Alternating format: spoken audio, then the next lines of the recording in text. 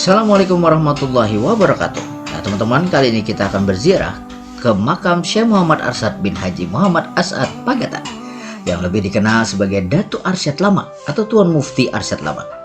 Beliau adalah seorang ulama karismatik dan tokoh penting dalam sejarah Islam di Kalimantan Selatan. Beliau dikenal sebagai seorang ulama yang alim, bijaksana dan berani menegakkan kebenaran. Beliau merupakan keturunan langsung dari Datu Kalampayan atau Syekh Muhammad As'ad Al-Banjari. Datuk Arsyad Lama pernah menjabat sebagai mufti di Kerajaan Banjar, sehingga beliau memiliki peran penting dalam memberikan fatwa dan nasihat agama kepada raja dan rakyat.